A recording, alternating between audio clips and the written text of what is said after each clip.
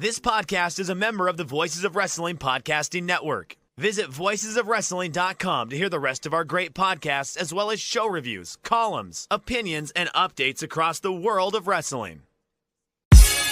Competition starting to get thick, it's the click, so I hope you watch your A game. A made no rain from the track when we unite and spit. This is an A game, better bring your A game.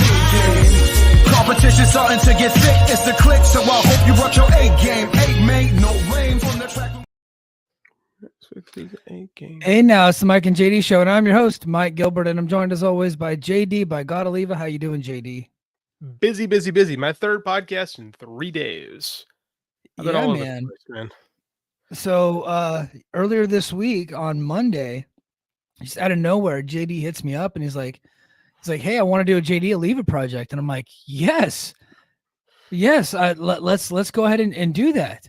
And then he told me the premise. He said he's going to have a childhood friend on and talk some Batman '89. I'm like, hell yeah, JD. So why don't you tell him about it? I lied. I did 4 podcasts in 4 days because I forgot about the JD Oliva project. So my best friend from childhood, my buddy Joe Ziegler, never did any podcasting, super charismatic dude. But this is what we do. We just go to movies. We talk about movies. That's always been like our big thing. Like, he introduced me to Big Trouble in Little China, right? Like, I dragged him to Batman Forever when we were kids. This is what we do. We get to, we're in our 40s now. We just get together and we go see movies. So like, I texted him when I was watching Batman. I did put a thing on my Facebook page the other day about how much the first Batman movie meant to me. Batman 1989, June 23rd, 1989. I'll tweet something about that every year.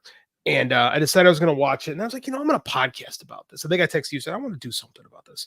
And then I was talking to my buddy. I'm like, why don't you jump on with me? Why don't you do this show with me and try this? And he did. And I think we did a great job. And maybe this is a new thing that we do on the show, on the Patreon specifically. Maybe we'll leave it up to the Mike and JD show universe. If you guys would like, if you guys get a chance, listen to Batman 89. I went ahead and released it for free because I was so impressed with it. I loved it. Thanks, man. And honestly, me and JD are not getting along right now because I like his podcast better than ours. So, because we were tossing around some ideas for maybe possibly you and Joe doing this going forward, and then you said, "Hey, can you do a logo and a thing for it?" And I was like, "Yeah." And then I got all excited because I'm like, I get excited for you. So you let me a part of the process, and I came up with a little something, and I want to debut it because I'm really excited about this. You created these, you named it, you made this. You go ahead and showcase your work, my friend. Coming soon to the Mike and JD Show Patreon, is going to be a new podcast starring JD and his buddy Joe. Don't call me Dolph Ziegler. Which he probably has no idea who that is. I'm sure he does. He's a wrestling fan. He's a very casual wrestling fan, so he's familiar with Dolph Ziggler. Okay, but here we go. Coming soon to the Mike and JD Show, Betamax Memories, a movie review podcast with JD and his childhood best friend Joe Ziegler. And coming soon. I don't know how. Like if it's going to be like a scheduled thing or how often, but we're working out the details right now, but it's a passion thing for JD. And I'm like, hell yeah, go for it, man. Let's kick some ass. I apologize. My hair is driving me nuts tonight. Yeah, dude, it's going to be a lot of fun. You outdid yourself with the banner. Like you sent that to me yesterday, I believe. And I was like, holy crap. And I sent it to Joe and he was all about it too. So it's probably going to be pretty infrequent. Hopefully not as infrequent as the JD Oliva project is, but I don't know. I'll probably keep the project for just doing kind of my personal stuff and talking about things. But yeah, man. So I did Betamax, the pilot for Betamax Memories. I actually did We're Live, Pal, with our old boss Garrett Gonzalez and Andrew Zarian. That was eye-opening to say the least. Yeah. And then I jumped on probably the number 1 or number 2 amateur wrestling podcast there is, The Short Time with Jason Bryant. I couldn't believe the number of live viewers we had. Like, wow. I was stunned with the amount of people he had what was yesterday, Wednesday afternoon at noon. I was shocked the number of people that were watching, but it was pretty cool. And yeah, man, I've been a machine just promoting Gaijin.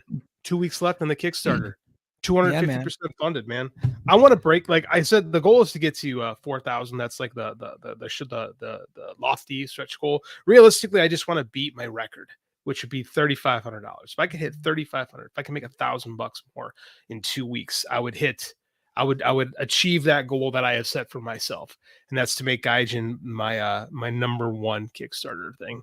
And then I had an interesting talk with Garrett, and he was like, he said something interesting about, you shouldn't give up on this world yet, because I had originally planned for Gaijin to be a done and one, and he's like, there's so much more. Garrett goes, there's so much more here. Mm-hmm. And I had an idea before I went to bed last night, and maybe there's more here. I kind of have to think about it. It's just a little germ of an idea right now, but I don't know. When the book comes out and people start reading it, I want to hear some opinions from people, because I'm starting to kick around the idea of maybe doing more. Yeah, well, you are doing more. You could tell JD's not in school this summer because he's cranking out all kinds of stuff, man. And Killing the Town Chapter 2 was released on Patreon. So everybody go check that out. And if you've had an opportunity to read that, please give us some feedback. Let us know what you think. But man, so you hit me up today and you were like, Mike, I really want to talk about AEW Creative. I want to go on a rant about AEW Creative. And then I was like, well, what is the title of the show going to be? Because I didn't even know. Because I'll be honest, I was going to watch Dynamite last night, but bro had to go back to work last night. I worked a full shift, came home, and during dinner, I got called back into work to deal with something that's not even like crazy important. But here's the thing that you guys need to know when you have like a real job. If your boss is pissed, you got to make sure that he is no longer pissed. And if it means cutting into your dinner and running back to work to take care of something, even if you don't think it's all that important, you still go do it because you got to make the boss happy, right? So that's what I was doing last night. So anyway, I didn't even get a chance to watch Dynamite last night, so I don't have an opinion on Dynamite or what the creative is heading into Forbidden Door. But man, what's on your mind? Because you really want to talk about this. So I did the show yesterday or 2 days ago with Garrett and Andrew, and Garrett, he knows to avoid WWE with me because I really don't watch too much of it. We did talk about the Wyatt 6-6. Am I supposed to call him the Wyatt 6-6 or the Wyatt 6? I don't understand how it's written.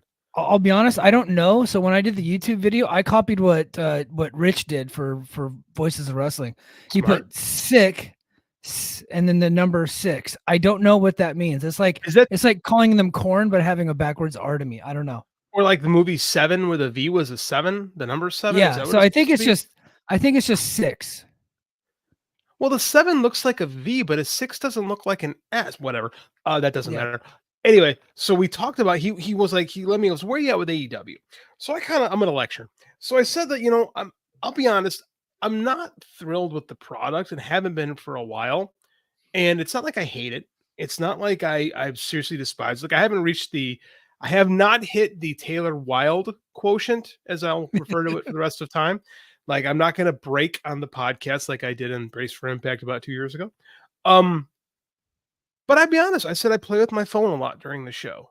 I have a hard time staying focused during Dynamite episodes. And if it weren't for the Mike and JD show, I don't know how active I'd be. Like, I never watched Collision. I haven't watched Rampage in years. Like, my real life is kind of more important at the moment. But I don't miss Dynamite usually, but I'm not happy as a fan. And I'm not mad, but I'm also not happy. And one thing I took stock of myself this year is when I wasn't happy with where I was around the time my dad died, before my dad died, I started like talking through things and journaling, and it's made me a stronger, better person. So I want to do that with this right now. And I mentioned that on the show, I talked about how Tony, we used to joke about Mid-South Tony, and he would say how much he liked the old Mid-South show, blah, blah, blah. And Andrew's brought up a good point. There are people in that room, apparently, who are saying things like, yeah, you might have liked Mid-South, but where are they now? They went out of business. You don't want to go out of business. You want to do things like WWE. And I heard that, and I pushed back. If you haven't watched We're Live, pal, kind of give you a little thing. I said, yeah, here's why that's bullshit. In 85, Mid-South was the number one wrestling TV show. Yep. TV show in cable. Now, did they do the business WWF did? No. You know why? Because WWF had Hulk Hogan. And I've said this on this show, and I'll say it again. Mike, who was Hulk Hogan's big rival in 1984 when they burst onto the scene, when everything was coming up WWF and they were starting that national expansion? Who was that big storyline enemy he had? Exactly.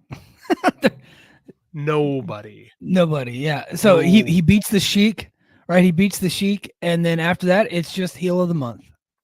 Correct. And Hulk Hogan does not have a proper storyline feud until Roddy Piper in 85. He never even gets like in danger or hurt or like, the classic baby face has to overcome until Bundy in 86. He doesn't have a true like money drawing feud aside from the Piper thing until Andre in 87. And boy, they milked that for everything. Hold on. Paul Orndorff in 86. Oh yeah, I'm sorry. You're right. 86. Yeah. I take that back. So, I take that back. Yeah. Right. Yeah. So in 84, I think they were trying something with Jesse Ventura, but then Jesse just couldn't wrestle anymore. I think they were trying. I had some old tapes of them starting something, but it just never happened because they had the MTV thing, and the Wrestling Classic happened, so they were really trying to push for that, I think, but they never got to Jesse. Realistically, it's probably just a feud of the month to sell house tickets around the loop, which is all they did. That's what the business was. Now, you and I have raved about Mid-South 84, 85. We talked about it on our show. We've gone above and beyond. I've written about it. It was the better show, right? Now, the economics of life ended Mid-South Wrestling, right? It had nothing to do with the fact that WWF was the better program. It wasn't. Because watch those shows. You tell me which of those shows is more watchable today. But we got some Northeast dickweeds in that writer's room right now. We got some, strapping young bucks who think that they know what they're talking about, who sit there and will tell Tony things like, this is what wrestling is today. So what's happened, man? Forbidden Door, Joe, our boss, Joe Lanza, had a great episode of his show today, talking about how his theorizing that Tony and AEW have actually run off the hardcore wrestling fans, not the hardcore AEW fans, not the people that Mike likes to poke and prod with his tweets every week, which, by the way, I love and appreciate, because those people it's been a banner week for that, by the way. Oh, it sure has, man. I just love your Twitter so much. You do things that I can't do. So as I was saying, you've got these voices like, Joe Lanza, our boss, thinks that the hardcore wrestling fan is being run off. Forbidden Door will do well this weekend. It'll probably hit $1 million gate. They might hit 10,000 in attendance. Yeah. Mike, 2 years ago, I took Andy to Forbidden Door at the United Center, the first Forbidden Door, and there were 16,000 people in the building. Right. And I had to make sure to get my seats immediately because it was a first day sellout. That isn't happening for AEW anymore. Right. In there. And I've been saying this on our show for years about what is our Mike and JD show catchphrase, Mike? What do we do with Fuck the casuals? Fuck the casuals. Right. Yep. That was what I said for years. I said, you want to establish your base and stay loyal to your base, because once you push away the hardcores, then you lose your identity. Here we are 2.5 years later, right? Look where we are. You listened to Wade Keller, and I'll pick on Wade Keller because Wade Keller used to be able to cry and moan all the time. It's like, why does everybody have to be in a faction? Why does it have to be like this? Sean Ross Sapp crying gang wars every time they had a podcast and there was like faction feuding, right? So you listen to these fucking people. And you brought in Jimmy Jacobs. You brought in Pepperman. You brought in Pat Buck. You brought in all these WWE guys. You brought in all these Vince disciples. Now you brought in the Pepperman. Like, you brought all these people in who, by the way, were Vince acolytes during a phase when WWE business had gotten so soft that it allowed for competition to exist in the marketplace. First time in 20 years. But what happens? You surround yourself with people that know the business, and you listen to, quite frankly, idiots with podcasts.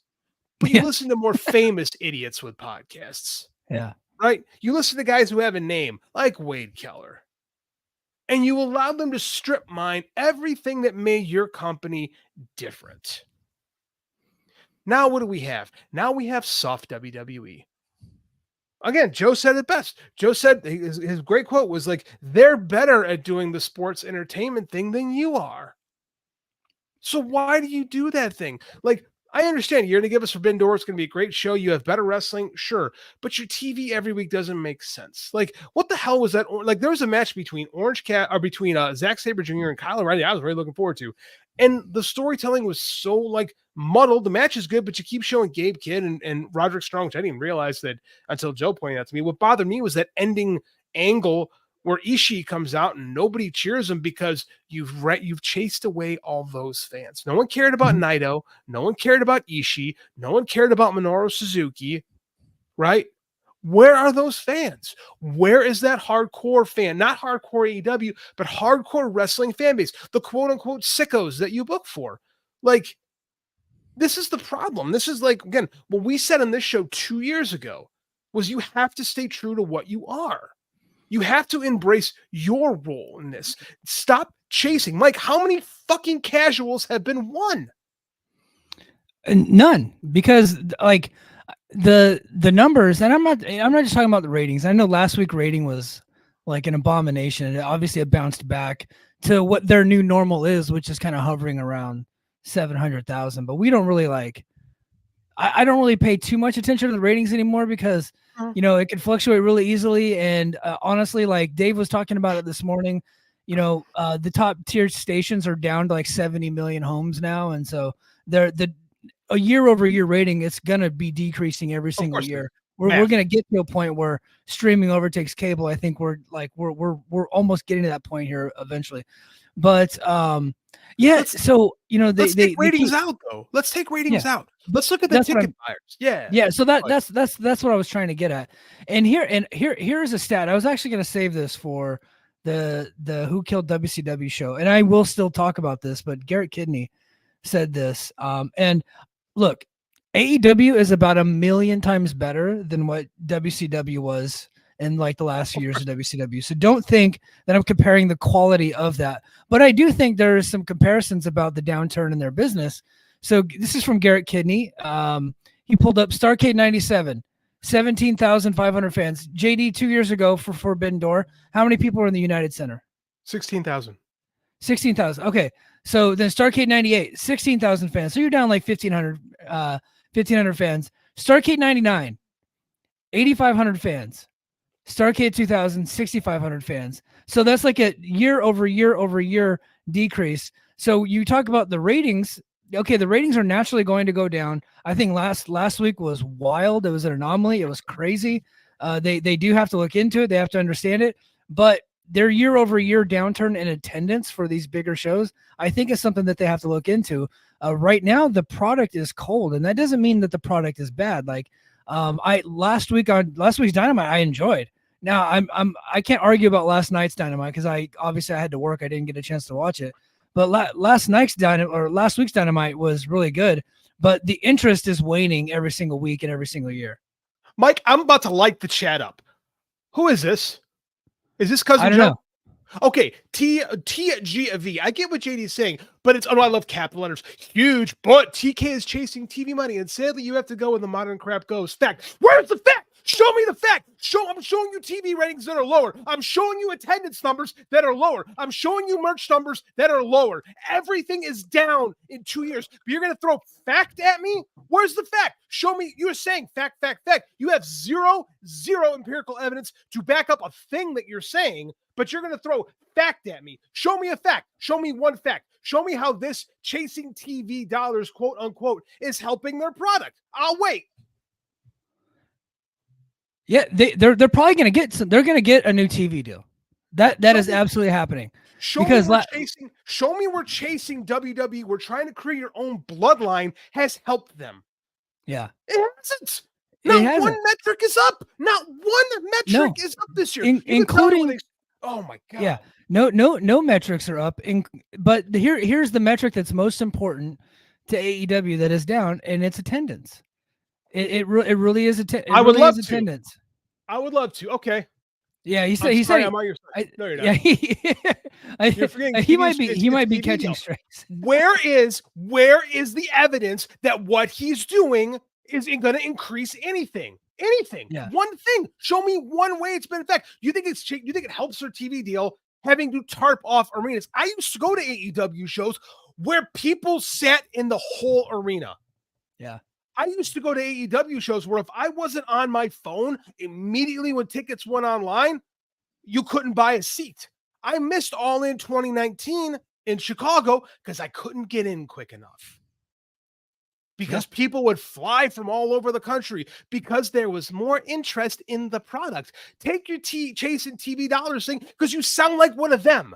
You sound like one of them. You sound like the people in that room that are telling Tony, this is how we have to do it. This is how we have to make our show better, when all you do is make the show less watchable and have less people watching it and have less people spending money for it. Let's see how Forbidden Door this year draws on pay-per-view as compared to the last two. I bet you it's down. I bet you it's down. And I tried to make this point in one of the Discords today in Voices of Wrestling, but unfortunately I didn't stick around to see if anybody responded. But when AEW started, they were like Rage Against the WWE machine, right? They were a movement. Everybody wanted to be a part of this new thing. They wanted to be a part of a movement because WWE, me included, had turned all of us away. Look at this cup I'm drinking out of. This is totally like, I did not plan this. But look at this cup I'm drinking out of. This is my WrestleMania cup from WrestleMania in Santa Clara, like 10 years ago. Okay. Yeah, it was really good. So needless to say, like 2017, they kind of turned me off. And then so when AEW came around, I was super into them. It was my favorite wrestling TV show. Good. I loved watching the show every single week. I still like the show, but it's not as exciting anymore. And it's not a movement. And honestly, it's getting to the point where it's a bit uncool. Somehow, some way, WWE made themselves cool. I think The Rock helped out with that. I think Cody Rhodes is a bit of a dork, but somehow he has ingrained himself to become somebody cool that you want to follow, in spite of the fact that he's got that god-awful neck tattoo. But he is cool. The Bloodline became cool. WWE became the cool product, and AEW is now just they're uncool. And that's a big part of it. And I think it's not the cool thing to do when AEW comes to your town anymore. It's just like, I'll go to it if I have time, but if I don't have time, I'm not really going to bother with it. Mike, everyone that worked there when the product was uncool is now working for Tony. Yes. Yep. Like, how are we listening to these people? Again, you're telling me, they're going to get a big deal because of this. How? They're not going to get Wembley. They're going to get a big deal in spite of the downturn in their business, because you know what? Because they were, even last week when they were 502,000 viewers, they were still number 3 in their time slot.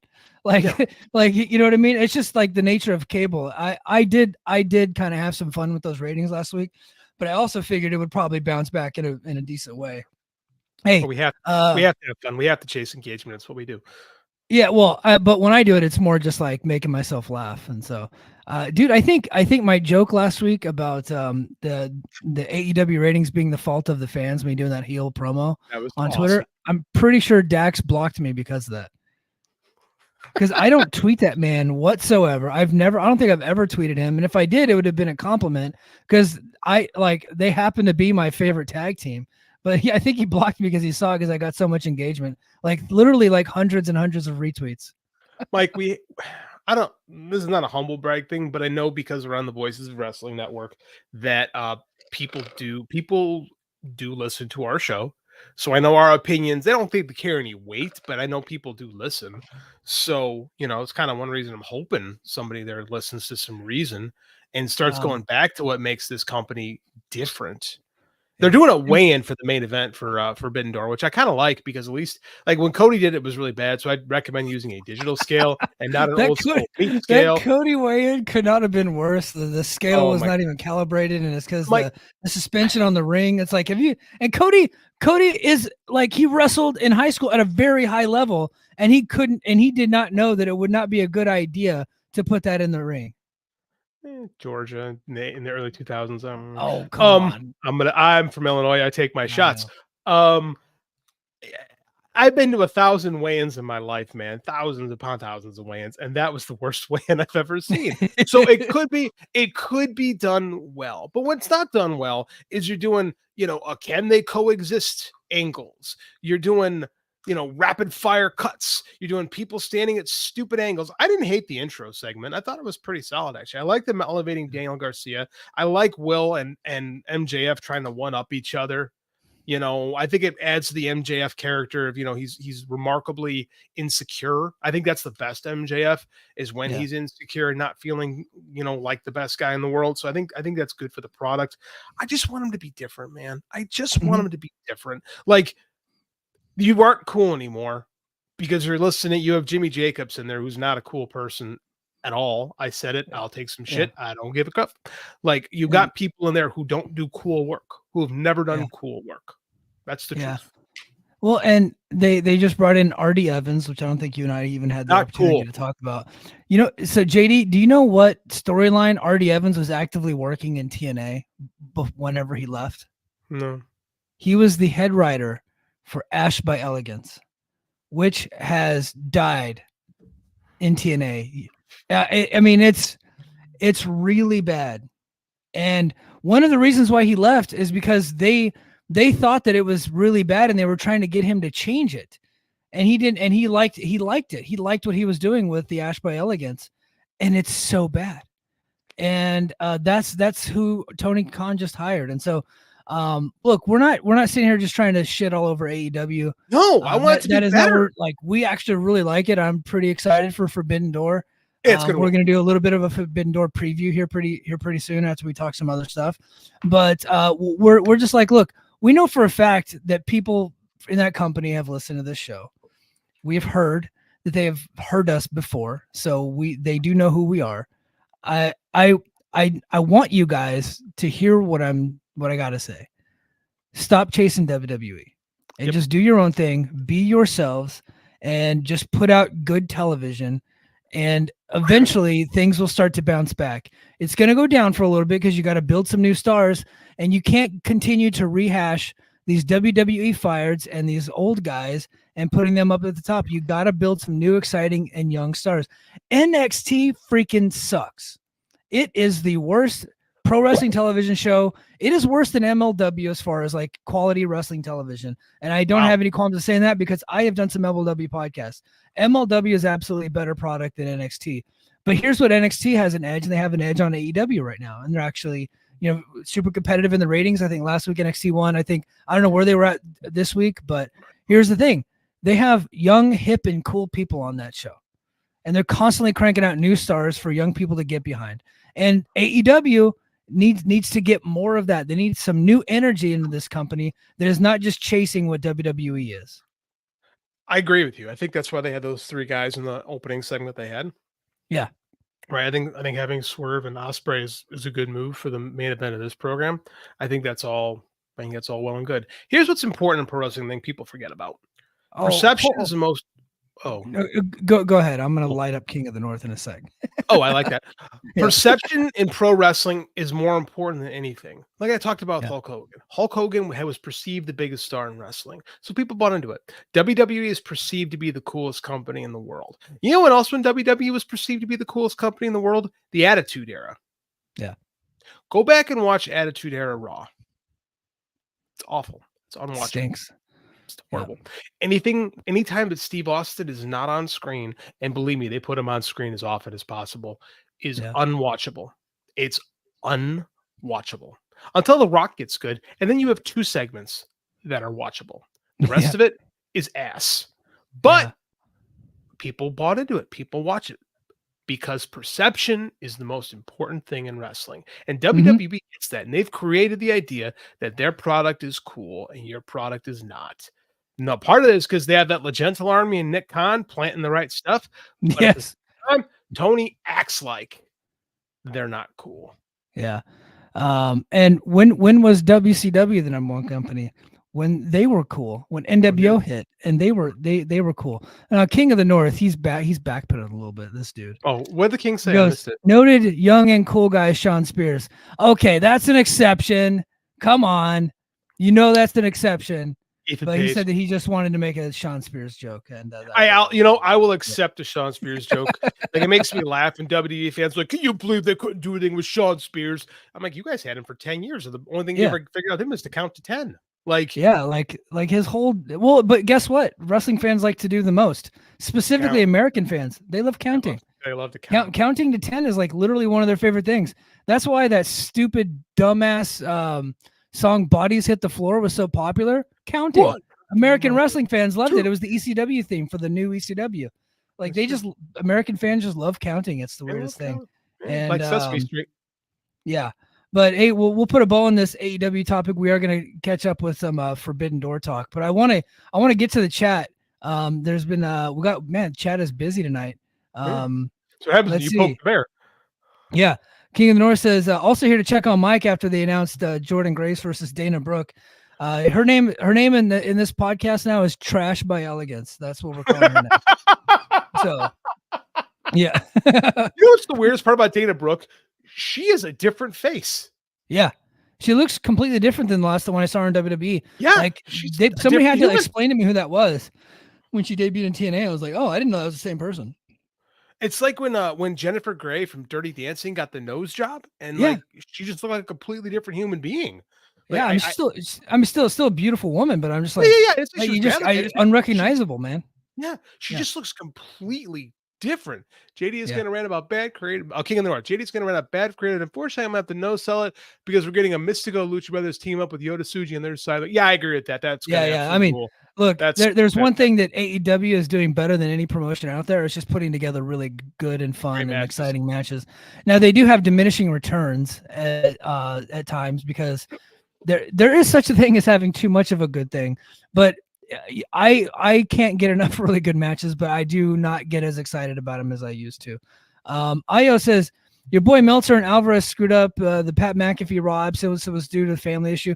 You know what? If you watched that television show, and if you watched Pat McAfee show earlier in the day, they were shooting an angle with the Wyatt Six crew. So when Pat didn't show up and then Miz shows up on commentary, and they kind of played it up like it was a little bit of an angle. They didn't want to like put Pat's business out there. So I think it was a safe assumption that it was an angle. And then we found out it wasn't. And then so they said best wishes to Pat. Yeah, it wasn't an angle. His father-in-law died. That's why he missed Raw. That is not an evil mistake. They did not go out there and lie to anybody. They got it wrong. But what they didn't do anything immoral or anything like that.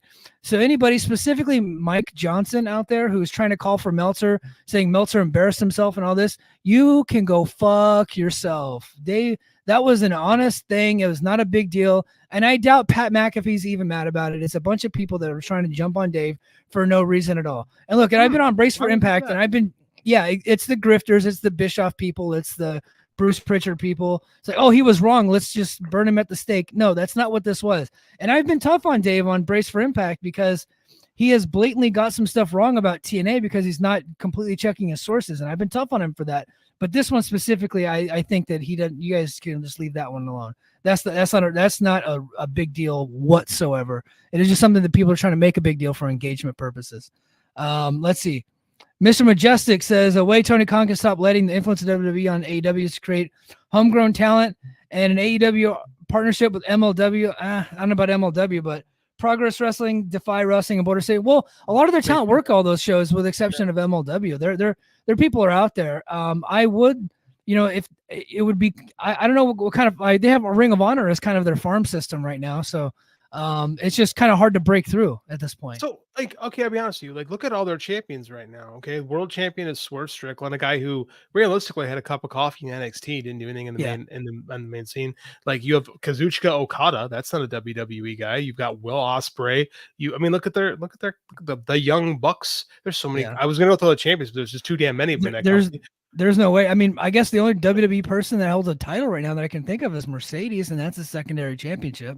Tony Storm, again, she had a couple, but she had a whipped cream pie, I guess, in the main event. Like, Tony Storm is far more known for AEW at this point than she is WWE. Like, I don't think the talent is the problem. Yeah, they got a lot of former WWE guys, but I mean, like, none of them are being. I mean, like, I don't consider Swerve. He got fired a week into his main event run. Like, in his main event, his main roster run. Like, I think they're pushing the right guys. The problem is the people in the back, right? And I don't think the American Dragon is innocent of this stuff either, to be quite honest with you. I remember listening to a Danielson interview back when he was with WWE, and he said something that was so asinine. I was like, he must just be being nice. But I can't remember who he told. It might have been Jericho. It might have been one of the Jericho pods. But he was like, he's saying that his favorite wrestler was Heath Slater.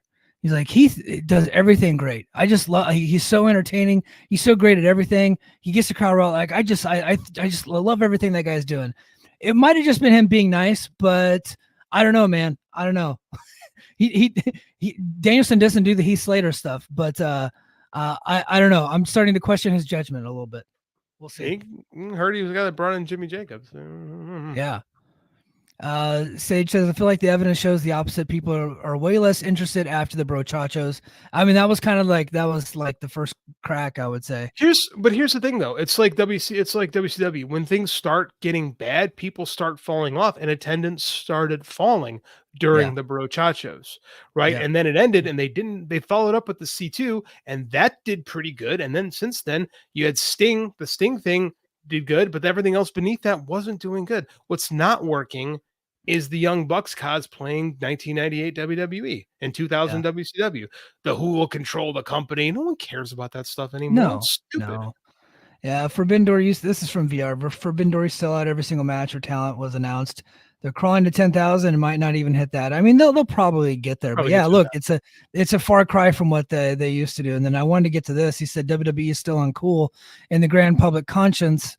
Well, I'm talking about among wrestling fans, dude. He goes, let's not sucking them off.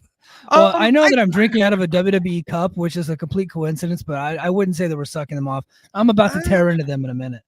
I teach high school kids, man, and like they used to tease me a lot because I liked AEW because they were all like doing a thing in class and stuff like that.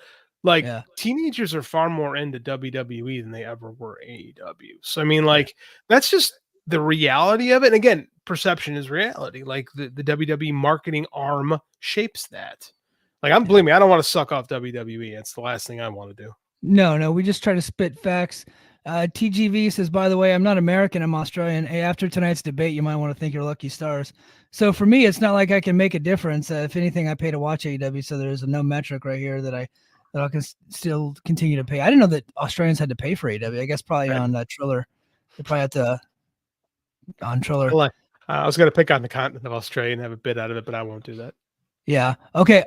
Man, we got a lot of people here on the chat. I can't get to everybody right now. One thing I want to get to, and I want to get the chat's opinions on this. If you want us to get to you, a super chat would make sure that we said your comments. Yeah.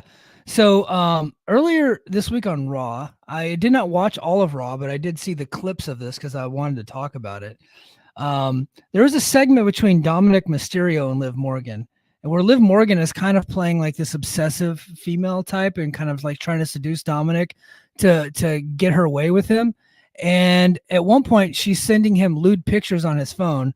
So then Dominic then goes into the back and it starts showing people the pictures of her on his phone.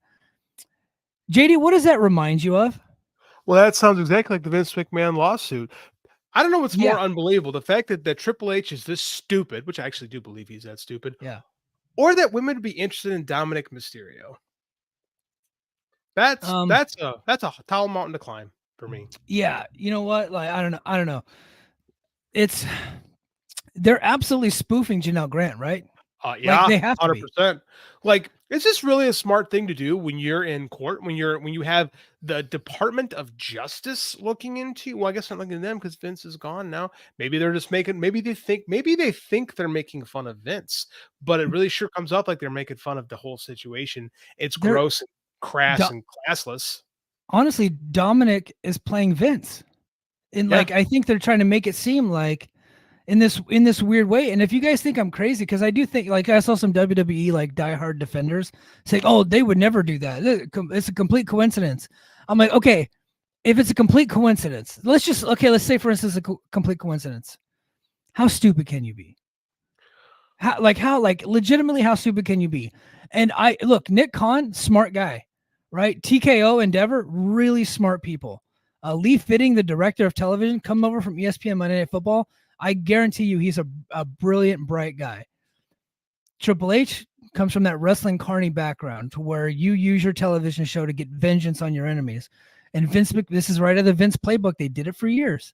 They would weave the real life into their storylines, especially when they felt like they were being attacked, and they would put themselves as sympathetic figures and make fools out of the ones that were coming after them. Anytime the federal government was coming after Vince, he would go on TV and kind of make fun of them for it. Or he would create a storyline revolving around it because life is imitating art. That's exactly what I think this is. I can't prove it, and they'll never admit it, but it's pretty fucking similar. And they're making Dominic be the sympathetic figure, which is what they're trying to make Vince to be, which is right out of the Vince playbook. Okay, now I'm not watching, so I gotta ask questions. How is Dominic a sympathetic figure? I mean, isn't Dominic like the least sympathetic figure in WWE? No. Like it feels like they're making fun of Vince by making Dominic good. Or am I just wrong because I'm not watching? He's being used by this woman, this crazy woman. You know what I mean? Because he was supposed to, in storyline, he's like with mommy Rhea Ripley. Rhea Ripley and Liv Morgan were enemies, right? Rhea Ripley's injured right now. So now Liv is trying to overtake Dominic and manipulate him to turn against the Judgment Day. I believe that's what's going with it. And so now she's being like crazy manipulative, sending lewd pictures, and now he's like showing his friends. Why is this not a bigger thing? Remember when MJF and Juice Robinson did the quarters thing and people lost their collective mind about that? But I mean, which was disgusting too. But we know, JD, we know the answer to the question. I know. We already know the answer to the question because Legenta has told them not to be upset about it. Mm-hmm. Right? Yeah, you're right. Like, I mean, honestly, if something like this played out on AEW, Raj Giri, all over it. Mm-hmm. You're right, but it's perfectly fine because WWE is the coolest show. Yeah. Yeah. Well, I hate that company. And they have the media manipulated here and to where they won't really go after them for this stuff.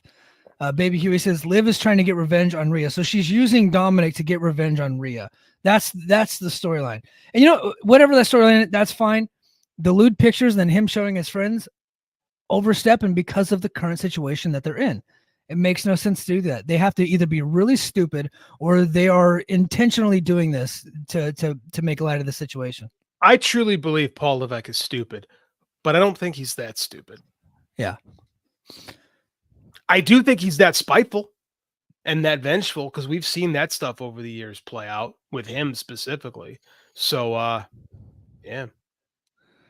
Yeah, it's wild. And now you got MVP, and I don't think this is getting enough coverage. Some sites have covered it, but MVP, he's essentially going the Kevin Kelly route almost, and I think he's trying to tweet himself out of a job because he's pretty upset. Hold on, here we go. Actually, King of the North is saying it right here. He's saying it for me. It says MVP accused Triple H of holding black talent down on Instagram, and nobody covered it. I think it got a little bit, but like not even. It's not getting that much because I think. Yeah, well, because it's basically an Instagram comments. So he's kind of like replying to people and doing emojis and like giving 100s as people are saying this stuff. He's like agreeing with them. So he's not outwardly saying it, but he's saying it. Instagram doesn't get quite the scrutiny for like news stuff that Twitter gets to. Yeah. You know, it's just a different, I can kind of see that's still surprising though. Does that hold water? I mean, if MVP's saying it, I don't see him to be a dishonest person. And that's at least one man's perception. Now I don't know, like because MVP wanted the Hurt Business to come back, and he's saying the Hurt Business, which is MVP, Bobby Lashley, and I believe Cedric Alexander and Shelton Benjamin, who's not even in the company anymore. Aren't the Shelton and okay. Who? Aren't Street Profits in the Hurt Business too? No. Okay, No. my bad. No. I think at one point Bobby Lashley was aligned with him, but that was like a short-lived thing. So, and people are saying we need the Hurt Business back, and MVP is saying that this is like a Triple H call, and the reason it's a racial thing to not have them back at this point. I think it's worth exploring. I agree. Now, it's really difficult to say that the entire company is this way. I mean, they're pushing several black stars, and several stars are right at the top of the company. But TGV has a good comment. I buried him earlier, so I gotta give him some love. Okay, hold on. So he's turning babyface. He's babyface turning. I mean, I now love him. Yeah. So He wore blackface in 1998, whenever the Degeneration X spoofed the Nation of Domination. X-Pac was dressed as Mark Henry, and Road Dogg. The first time Road Dogg did blackface was when he was pretending to be D'Lo Brown. He then him and Billy Gunn then redid that in TNA. No, actually, it was Billy Gunn that did it in TNA, and he was dressed as Devon. He went all the way. Not good. That, you know what, that didn't get really, like, nobody cared at the time, because the show was just so outrageous. It was like, it was also one TNA. Of many offensive things they were doing, you know. Yes, but it's also TNA. Like, you can get away with stuff in TNA because, like, I hate to be this guy on this show, but not a lot of people watch. Yeah, and then of course the Booker T storyline at TGV, the Booker T storyline. Look, there is a shred of this, and even if he doesn't treat people like that, you never know, man. I'm not going to outright say that that's what this is, but I think there's a little bit there that if somebody did some digging, they could probably get some people to speak on the record about some of their experiences. Because I think, look, and if it was even remotely true, it would get coverage everywhere. Because you remember what happened with Swole, when Swole talked about it with Tony Khan, then all of a sudden it was everywhere. And now Tony Khan, idiot, decided to say what he said. Say, no, she was just a crappy wrestler. Probably didn't need to go there. She should say, look, it's not true. Yes. I mean, yeah. And she hasn't done anything since then, but right. Yeah. You have to kick somebody when they're down. You know what I mean?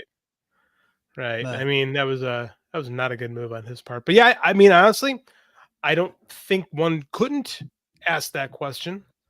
Yeah. Based on history. Yeah, I think it definitely warrants exploration.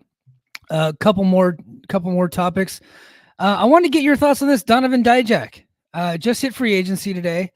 He wrote a letter saying that WWE did not even negotiate with him, which I think that if you are trying to sell yourself as a hot commodity, maybe don't say that your previous employer did not even reach out to you to get a contract. I think your price just went down, but that's just me. If I were his agent, I'd probably tell him that I don't do that. But yeah, he is a complete and total free agent. He is free to go anywhere he wants. What do you think of Donovan Dijak's future? I've always been a fan of his work. Like him and Keith Lee in like the mid-teens, right? Yeah. We're doing some really cool stuff on the indies and in Ring of Honor. And I like Dijak, and like, it's weird that he never really got a chance there, being as talented and as big as he is. It's not like T-Bar couldn't, or like he was T-Bar, I think. Like what am I thinking of? Mace couldn't work, right? Not a very good worker. Seems like a fun guy, not a very good worker. You know, there's a lot of guys there that get a lot of shots but aren't very good. He is good, right? He has good matches. It's never quite. It's weird. It's weird that he's never really had. He's way better than Karrion Kross, who Triple H just loves. Just really likes that guy. And I have no idea. Donovan Dijak, he seems like he has everything. He just doesn't have it. There's just something like Karrion Kross. No, Karrion Kross neither. But he is a million times better than Karrion Kross, of course. Yeah. But specifically Dijak, he just doesn't have it. You know what I mean? Like, he can do the moves, he can do the matches. He's a big guy. You know, probably not like a god-awful promo, not great. You know what I mean? But there's just something missing from his game, and I honestly don't know what it is. Sometimes people just don't have it. I mean, I don't disagree with you, but there's plenty of people in that company that don't have it. They just signed Tangaloa, for God's sakes. Well, like, they signed him for a specific storyline purpose. I get that, but I get that. That's what I'm saying. It's like you can't find a role in like 8. He's been there for like 7-8 years for that guy. That's what's weird. Where do you see him ending up? I hope he goes to TNA, because I think he could actually do something there. Right? If he goes to AEW, there's just too many guys. You get lost in the shuffle, and he's really good. He'll have really good matches, but then what? You know, there's just not enough room in AEW right now. Like I really think TNA could be a good, or New Japan. Like, he's still young enough where he could do something in New Japan if that's what he wanted to do. I think that would be really cool. I would like to see him in either of those places rather than back in WWE. Although maybe TNA won't sign him because, like, he spoke ill of their sugar daddy, Who did he speak ill of? WWE. Oh, yeah, yeah. Well, you know what? I don't think there's any heat there. He just said that they didn't. It They might be didn't. now. Yeah, there might be now. You know what? I don't think the TNA would shy away from Dijak. In fact, Dijak, when he tweeted out his picture, he not only tagged TNA, he tagged Tommy Dreamer, and Tommy Dreamer's bringing him on Busted Open next week. And, He's being and smart. then TNA just so happens to be in Philadelphia this weekend, and tomorrow is when he hits free agency. Would not shock me to see him go to TNA. A lot of people like Tommy Dreamer; they like to work for him, so that wouldn't shock me. But I don't think he's going to sign with TNA. A lot of guys from WWE and from AEW, they just like to hey, you know what? I'm just going to go get some stuff figured out. I'm gonna work out a character, work out some promos. I'll go work some stuff out in TNA. And then I'll hit the indies, and then maybe I'll go overseas for a little bit, and hopefully they'll take me back. You know what I mean? I see him being one of those guys. The Mustafa Ali, if you will. Yeah. Yeah, I could absolutely see that. Yeah. I think that probably is his best bet. I just don't think there's room for him in AEW right now. He's really good, but I think that he would just get lost in the shuffle. And you made a joke that he just do I called it the Malachi Black, where you just have a bunch of good matches at first, and then you used to do jobs. Yeah. I was thinking of Miro when I said that, but I think it's debatable that Miro had really good matches for a while. He did have a few, but he had a couple, but he hasn't done anything in years. At least Black's on the TV show. yeah. But so honestly though, I was joking, but I think if he did go to AEW, it would be a pretty similar situation to what he's facing right now. I agree. They got so many talented people that are way more famous than him, and I don't think he has anything that would set himself apart in that company. At least if TNA, it's a small company. There's an upper trajectory. He'd be middle upper card. He's not going to be the champion there. I don't think he's got like main event champion even in TNA. I could see him being like the champion in MLW or something like that, or carrying like different indie titles around the indie federations. But look, if he goes to New Japan, look, he's not going to be champion there. Hold on. King of the North actually had a good suggestion here. We got to text our buddy about this one. Said TNA and do some shots with Noah. I think that would be cool if he went and did some shots with Noah. That's actually a great fit. I think it is a great fit. He's probably, he's 36. He's a little young for Noah. Honestly, no, I'm just kidding. No. Kaito Kiyomiya got the number 1 30 under 30 from the Voices of Wrestling. So Kaito's good. Yeah. So the biggest, youngest star happens to be there in pro wrestling. No, but he I think that if he did go to TNA, and I'll probably talk about it this weekend on Brace for Impact, I think he would probably do well there, and people just like the guy. Dude, you can't tell me that Dijak and Moose wouldn't be fun to watch, or that Dijak and Macklin wouldn't be great matches, right? Like I think it would work really well, to be honest with you. I'd much rather see him in TNA than in MLW. Well, yeah. Well, I would like that because I have a TNA podcast. But I was talking to my cousin Joe, because cousin Joe is like huge WWE guy, right? Oh yeah. And he was like, he goes, man, I can't believe WWE couldn't figure it out with Dijak. And I was just like, look, if there's something, if you're there for 7 years and you can't get over, it might not be WWE. It's like, there might be something going on with him. But guess who else was in WWE for 7 years and didn't get over? Macklin, and he's done a great job in TNA. That's true. He's one of my favorite parts about TNA. In fact, every time he loses, I get pissed about it. So if he comes over, he better have his promo boots on or whatever. He better learn how to work some promos, and he better be ready to go, because they got some hungry guys there that are really looking to make name for themselves so they can go back to the Fed and get hired. And that's what you do when you go to TNA. You try to rebuild and rebrand. Matt Hardy. By the way, I liked your whole thing this week about the TNA, the AEW didn't value the Hardys. That was what Matt Hardy said. So that's why I put it on the headline. Yeah. It's hilarious.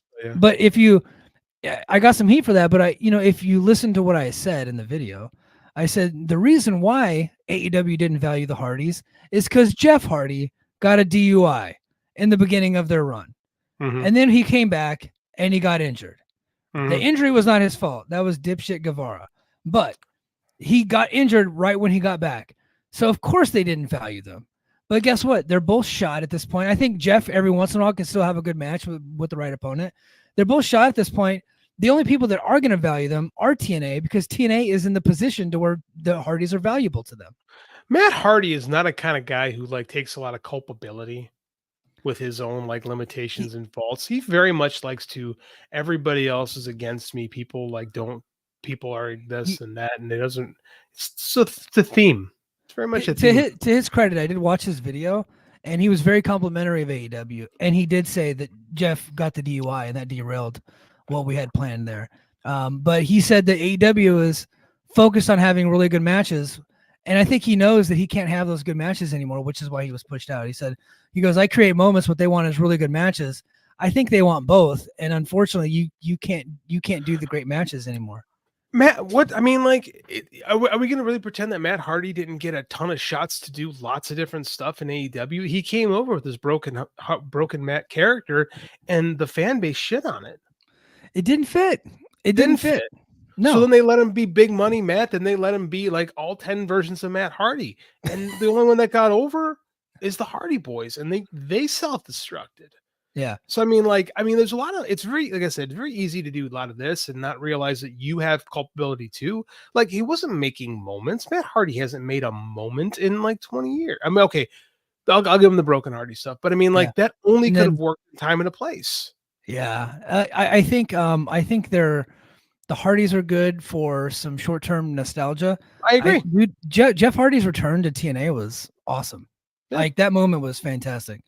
And I like them in TNA because TNA is in the position to where the Hardys are valuable. Yeah. So I agree. like, if anywhere else they go, they're not going to be that valuable, and they're not on contracts. And now that, NXT and TNA are working together, I wouldn't be too crazy to see the Hardys pop up in NXT and do a shot here and there. Yeah. So, but I happen to like the Hardys in TNA. I think that it's been mostly enjoyed. In fact, I liked Moose and Matt Hardy in the main event a couple weeks ago against Oz. They had a really fun match.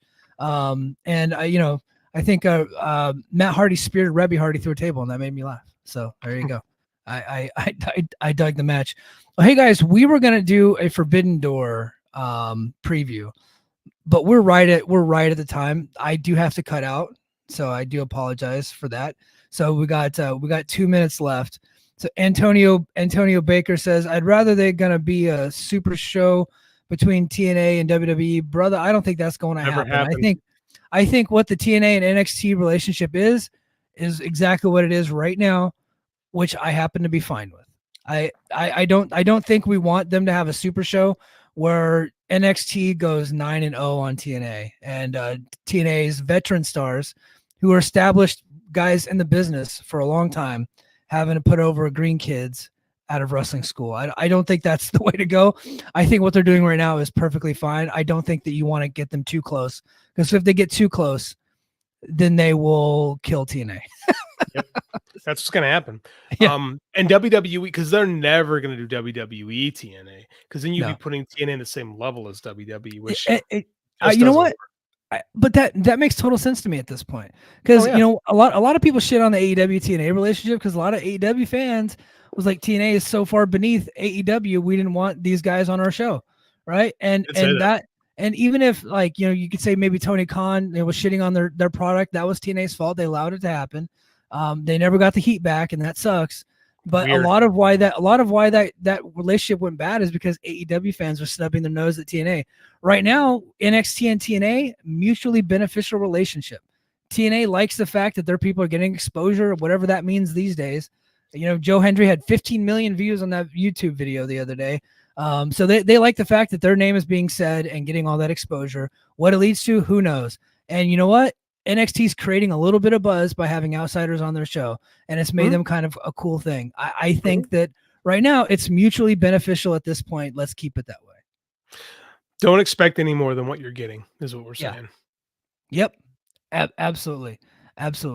All right, guys. That is going to do it for us this week. Stay tuned for Who Killed WCW episode 4. JD and I will be all over that. We're going to be dropping that this weekend. And then, of course, I'll be live on Saturday morning doing Brace for Impact on patreon.com/the Mike and JD show. If you guys got TNA questions, bring them to me on Saturday, man. We'll talk about it. All right, guys. And until next time, mahalo. Competition starting to get thick, it's the click, so I hope you watch your A game. Mate, no lame. From the track when we unite and spit, this is an A game. Better bring your A game.